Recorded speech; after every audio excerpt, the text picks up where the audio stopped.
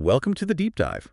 Today, we're looking at some material that really takes us into some big ideas. Yeah, really big. We're talking time, choice, reality, the fundamentals. Exactly, but not just talking about them. We're exploring them through this really compelling narrative someone shared with us. That's right. And the setting is just incredible. It's called the Eternal Garden. Okay. And the text describes it as a place where, get this, branches of time are born and die. It even says time has a soul there. Oh, so living time garden kind of thing. Pretty much. So our mission today, our deep dive, is to follow this character, Emeran, through the garden. Right, and unpack what the text is really showing us about, how time works there, the weight of making a choice. And even the process of creation itself. Because it feels less like just a story and more like, well, a series of lessons. It hints that even tiny actions can have these massive consequences, right? Oh. Shaping not just a life, but maybe reality itself. Definitely. So where do we start? Emeran's arrival. Let's jump in there. He gets to the garden and immediately meets the guardian, Ardellis. And Ardellis doesn't waste any time. Sets down the first, and maybe the most important, rule. Which is? Don't touch if you're not ready for the consequences. Simple, but wow. Yeah, simple but loaded, especially in a place where time is apparently fluid. Exactly. The text makes it super clear. This isn't just scenery.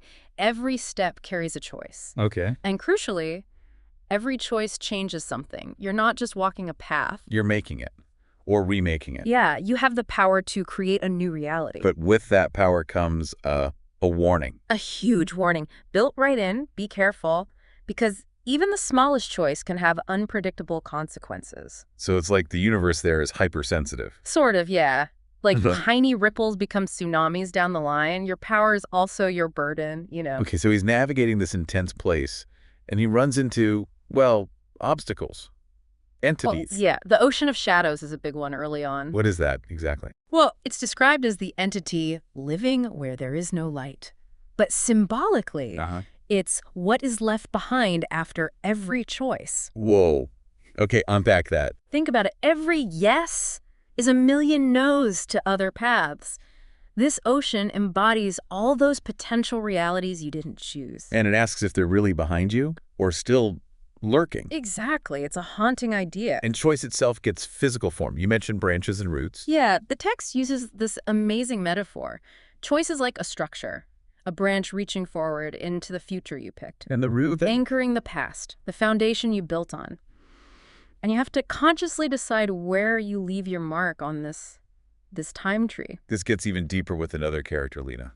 Right. Lena's presence really highlights that time isn't all, sunshine and grace. It has a dark side, a shadow. Okay. The text hammers this home. Any choice you make has a balance. You change one thing, something else shifts. You bring something forward, something else recedes. So you can't escape the shadow. Nope. The shadow will not disappear. It's part of the deal. Always. Okay, so the journey continues, and Ardellis guides him down into the roots. Yeah, literally descending into the roots of the main tree. The source calls this the foundation of life in the garden.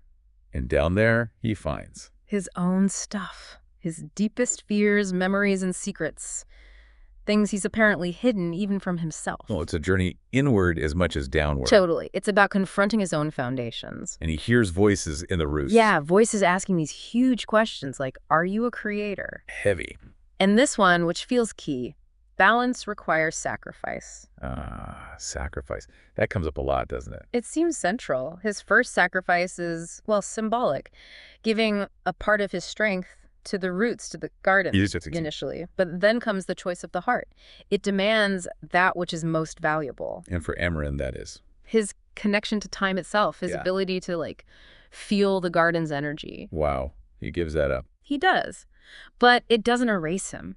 Instead, it makes his presence eternal there. It roots him permanently, even though it weakens him at first. So the sacrifice anchors him. Exactly. It's not about losing something external. It's about integrating part of his core being with the garden's nature. And this leads to the idea of the garden itself being alive. Yeah, the source really emphasizes this. It's not just a setting. It's a living organism. It feels pain, joy. It can heal. It can be destroyed. Like a character in its own right. Pretty much. And after Emeran's big sacrifice, there's this new dawn. He starts feeling its rhythm, its life. And his purpose changes. Fundamentally, it's not just about his journey anymore. He needs to support the garden, teach it how to live, choose, and grow. How does he do that? Well, there are symbolic things like helping young trees rise, showing that this garden will not be dark again while he's there. But the roots, they still hold darkness. Oh, absolutely. The forgotten ones. Roots that lost their light, their voice, full of anger. And saving them. Depends on you, the text says. But it's dangerous territory. So he reaches down with his power, those golden threads. Right, and reveals this huge network beneath, like a starry sky, beautiful imagery. But not perfect. No, far from it. It's got these dark, chaotic nodes. Corruption deep in the foundations, shows the complexity, the struggle isn't over. Which brings us to balance again. Oh. It's not stable. That's the key insight here. The source explicitly says balance isn't a final state. It must be constantly sought. It's always in flux. Because every choice keeps changing things. Exactly. Every new choice changes reality. Time and space are this living fabric, constantly rewoven. Active, not static. Right. And there's that warning, too. Old mistakes always return. Oof. They don't just fade. Apparently not. They resurface, maybe differently, but they come back. So where does this lead them? The Temple of Time. Yes. Described as the heart of the garden, where all branches of reality are stored, like a central archive. Getting there isn't straightforward, I imagine. No, the path is through illusions, fragmented realities. Suggests you have to cut through your own deceptions to reach the core truth. And inside, the trial of mirrors. Yeah, and these aren't just reflections. They force you to face fears, doubts, alternative selves, the yous that could have been. Possibilities, not destiny. Exactly. And the lesson, you have to accept your dark part, the shadows within, to actually move forward and change. You can't just ignore it. Right. And the consequences of past actions are tangible here, too. A corrupted branch shows up. And the custodian, this figure made of dark threads, warns corruption has not disappeared. It has only weakened. So dealing with the past isn't a one-and-done thing. Seems like it. The shadow lingers. Okay, the journey presses on. To the branch of choice. Right, and entering its core reveals this hall of black stone covered in murals, the whole history of the garden. And memories of the first creators. Yeah, glimpses into the deep origins. Which leads to a conflict at the heart of the rupture. A major one. Emeran faces this challenge and makes a choice. Close a rupture.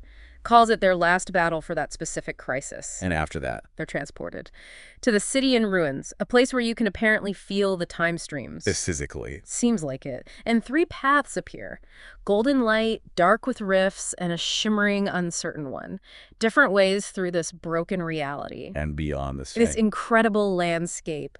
A garden made of threads, possibilities, shadows moving, and trees offering ultimate choices. Like what?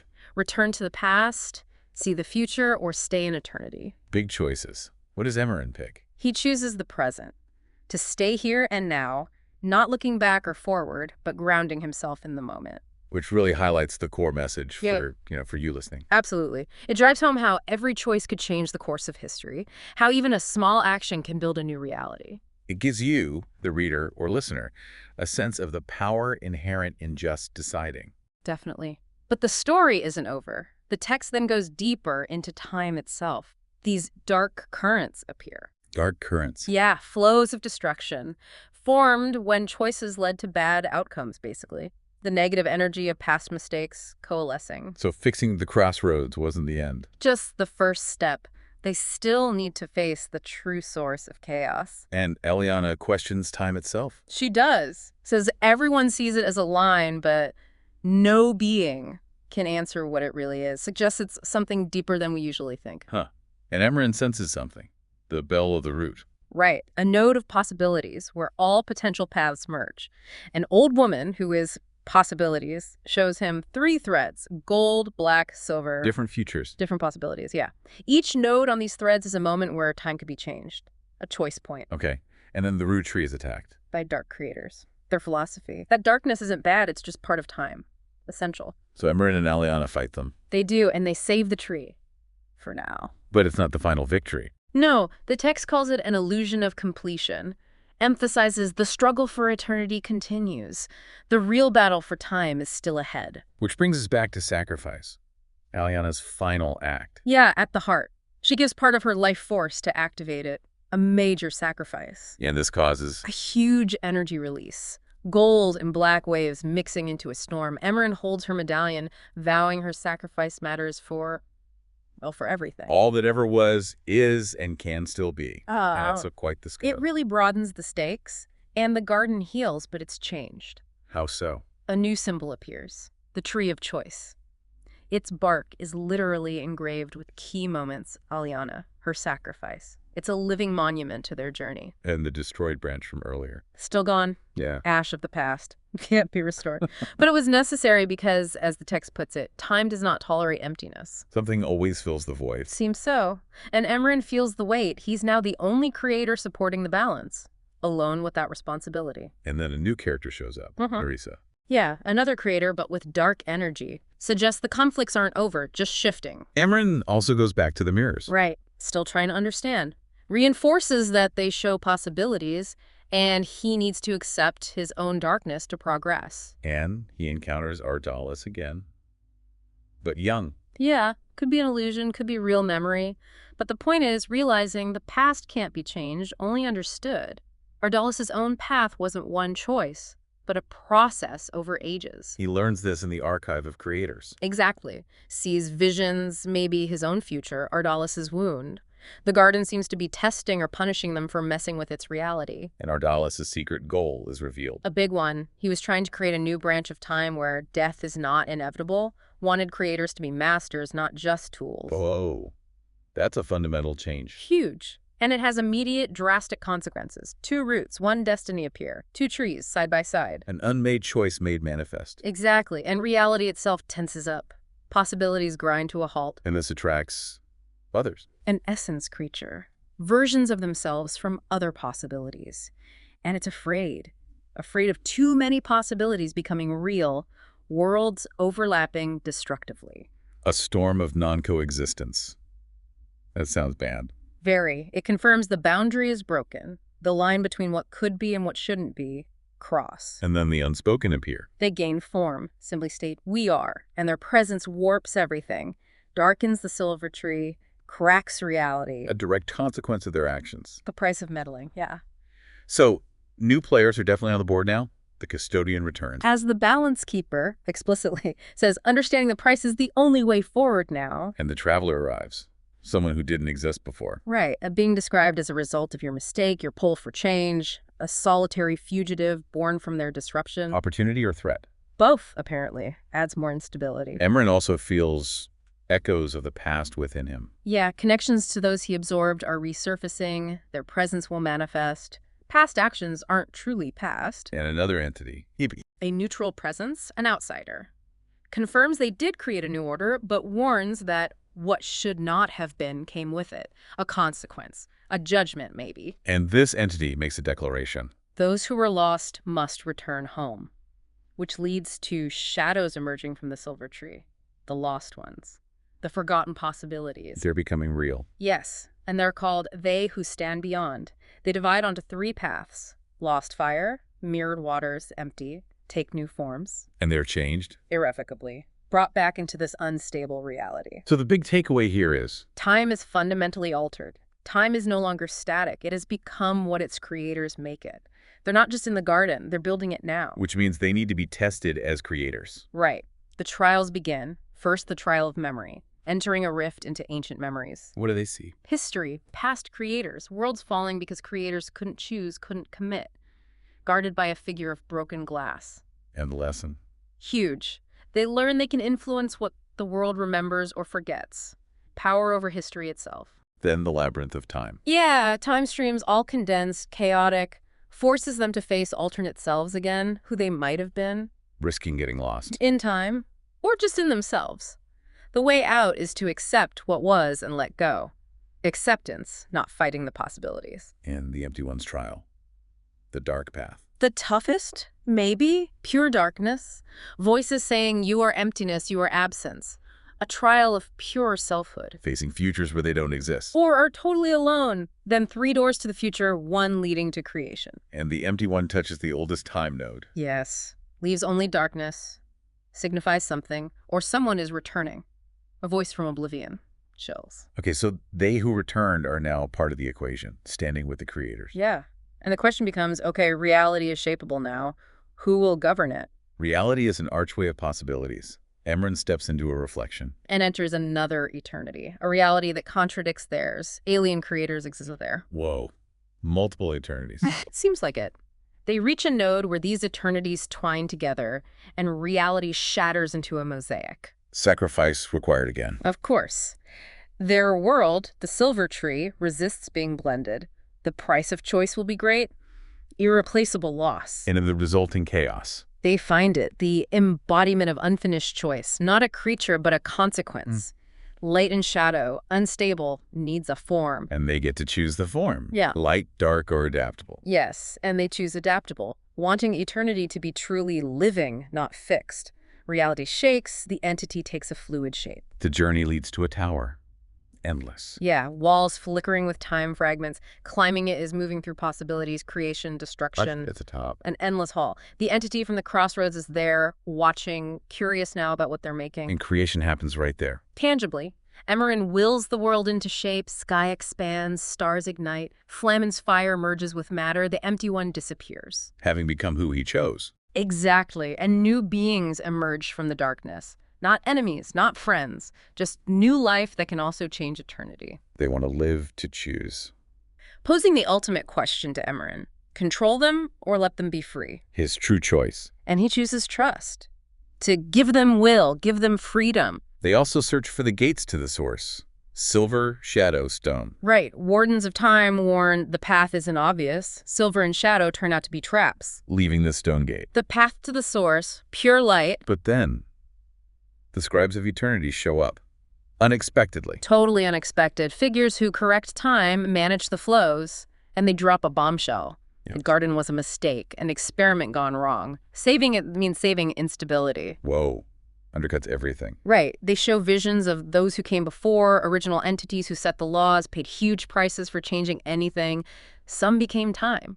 And Emeran holds a scroll, like one used before to rewrite time. Yes. He could change the flow, erase the rules, create something totally new. But he realizes something else. Not just change or replace, synthesize.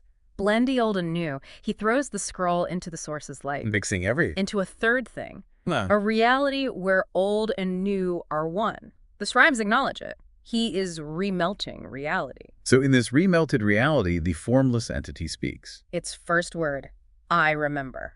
Then, my name. It's gained self-awareness, no longer empty. Now, the renamed. The renamed, okay. And this figure states this new place knows no time, not like before. They journey through it, space literally appearing as they step. And a voices echo their past choices. Yeah, questioning what they're creating, who they're giving life to. We are those who wait, those whom you have not yet created. A trial of their essence as creators. Space shrinks. Yeah. Forcing another choice. Reality or non-existence. 3 doors again. Black, white, unseen. Emeran chooses the black one, the gate that should not open. The riskiest path. Which becomes? A portal.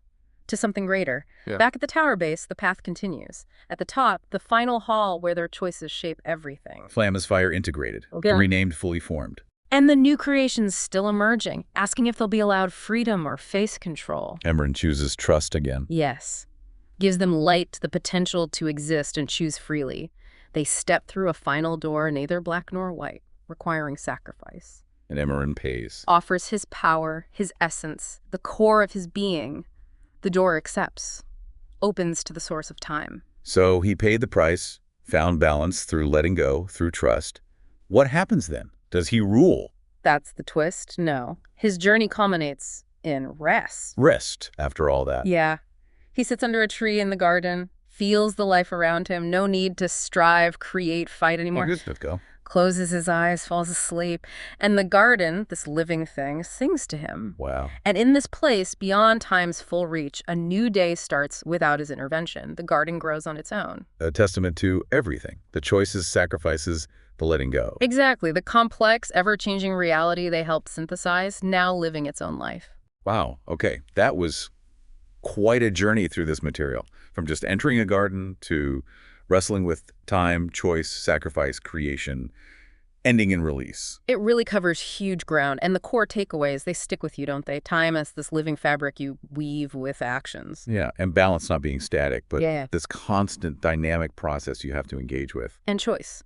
Always having consequences, often demanding real sacrifice. What you leave behind matters as much as what you create. Right, and creation itself. Hmm. The idea that maybe the highest form isn't control, but trust, letting go, allowing what you made to find its own way. Powerful stuff. So the final thought for you listening, if every choice, even the small ones, weaves the reality you live in, your own kind of eternal garden, what does that say about the quiet power you actually hold? Yeah. And maybe think about what forgotten shadows or uncreated possibilities might just be waiting for your next step.